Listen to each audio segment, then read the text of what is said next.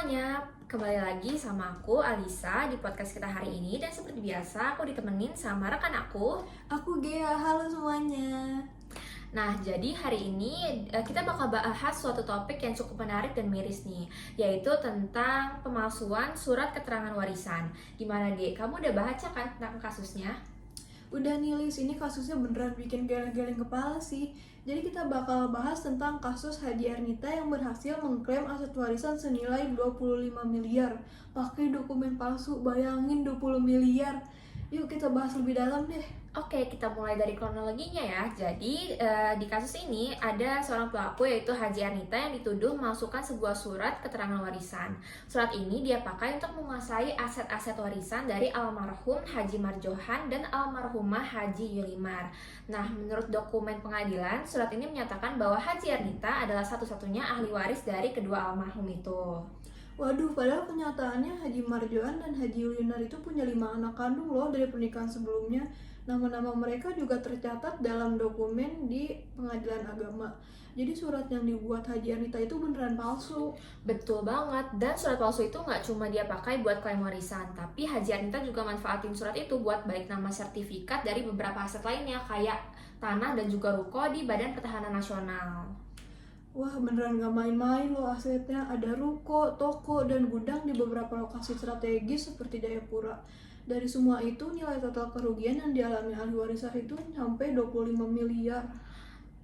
Dan yang bikin semakin parah, surat palsu itu juga dia pakai sebagai alat bukti di persidangan perdata. Jadi ada kasus perdata antara Haji Ernita melawan ahli warisah lainnya seperti saudara-saudara kandung dari anak Haji Marjohan. Wah, bener banget. Intinya Haji Ernita itu gunain surat tersebut untuk menangin kasus perdata dan menguatkan klaimnya atas aset warisan. Tapi akhirnya penyalahgunaan dokumen ini terbongkar dan dibawa ke ranah pidana. Nah, berdasarkan dari putusan pengadilan yang ada, Haji Ernita akhirnya terbukti melanggar pasal 263 ayat 2 KUHP yang mengatur tentang penggunaan surat palsu. Dia akhirnya dijatuhi hukuman sekitar 10 bulan sampai 1 tahun penjara.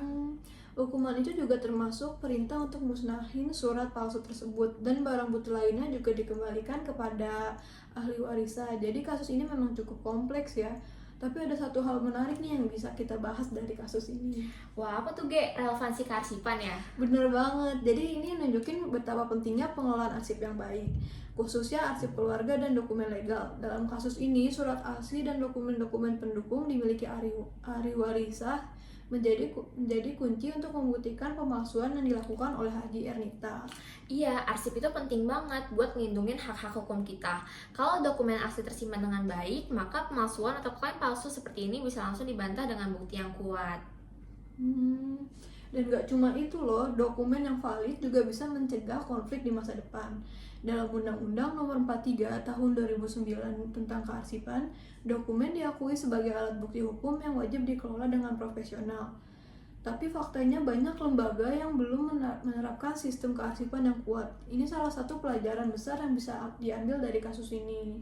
Benar, dan selain itu, kasus ini juga ngasih gambar kita nih soal pentingnya penerapan teknologi dalam pengelolaan arsip. Misalnya digitalisasi arsip dan autentikasi elektronik bisa jadi solusi supaya dokumen kayak surat warisan itu nggak gampang dipalsukan. Setuju banget, teknologi seperti blockchain bahkan bisa mencatat semua perubahan atau transaksi yang terkait dengan dokumen. Jadi kalau ada manipulasi bakal langsung terdeteksi.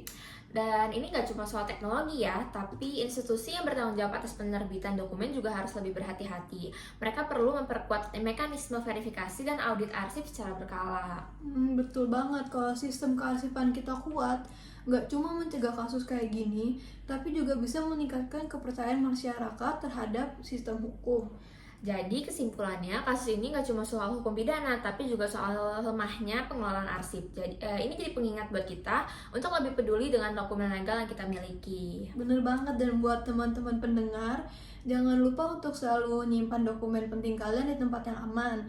Kalau perlu, manfaatin teknologi buat menyimpan arsip kalian.